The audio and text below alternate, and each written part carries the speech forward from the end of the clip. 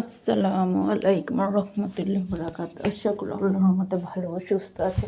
আমিও আলহামদুলিল্লাহ ভালো সুস্থ আছি। আপনারা কেমন আছেন? ভালো আছেন তো? আমিও খুবই খুবই ভালো আছি। এখন আমি বানাবো চিকেন ফ্রাই। এটা ইনস্ট্যান্ট চিকেন ফ্রাই, 10 মিনিটেও হয়ে গেল। কারণ আমার স্বামী আসার আগে আগে এই চিকেন ফ্রাইটা বানিয়ে ফেলতে হবে। কারণ আমার স্বামী যদি এসে দেখি আমার চিকেন ফ্রাইটা, সে মেরে দেবে, খেয়ে ফেলবে। প্রথমে আমি আদা রসুন মরিচের গুঁড়া লবণ দিয়ে ভালোভাবে মেখে নিলাম। আপনারা তো দেখলেন। তারপর উপরে একটা ডাপ্পাস করে আটা ঢেলে দিলাম। তারপর মেখে নিলাম। আপনারা তো দেখলেন। তারপরে ডুক করে তেল ঢেলে দিতে হবে।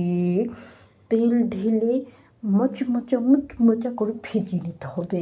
আর একদম তাড়াতাড়ি করে ভেজবেন, যেন স্বামী অফিসে থাকে।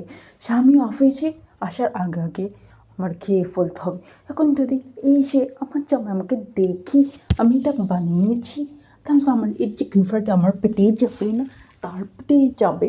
তো চিন্তা করলাম তার সে আসার আগে আগে এটা মেরে দিতে হবে। ঘরের সস নেই দেখে কি হয়েছে, দারুণ স্বাদ হয়েছে।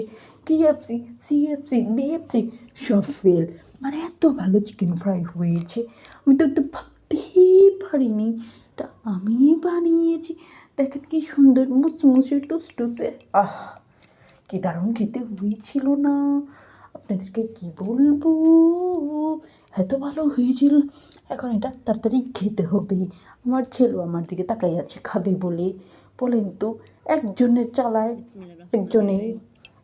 চালা লুকিয়ে খাইতাম নিচে, আরেকজনের সামনে বসে। কী ব্যাপার?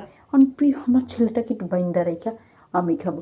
কারণ না, এত টেস্টি চিকেন ফ্রাই তো কেউ দেওয়া যায় না। আমি জামাই আসার আগে খেয়ে ফেলবে, বুঝেছেন? জামাইকে ভাগ দিবেন। আপনি যদি ভাগ দেন, যদি বুঝিয়ে ফেলে আপনি ভালো চিকেন ফ্রাই বানান, আর বাইরে থেকে চিকেন ফ্রাই আনবে না, আপনাকে বান্দির মতো খাটাইয়ে চিকেন ফ্রাই বানাবে, বুঝেছেন? আর মনে রাখবেন, চিকেন ফ্রাইটা খুব ভালো হয়েছে। KFC মনে ফেল। আমি ভাবতেছি এর একটা রেস্টুরেন্ট দিব, কারণ KFC বন্ধ হয়ে যাবে। সে দয়া করে মায়ায় তো লোক কাজ করে, সে মায়া দয়া আমি KFC চিকেন ফ্রাইটা বন্ধ করলাম না, দোকানটা খুললাম না। আর আমি আমার স্বামীকে এটা খেতে দেবো না। আমি তো আমার স্বামীকে খেতে দিই।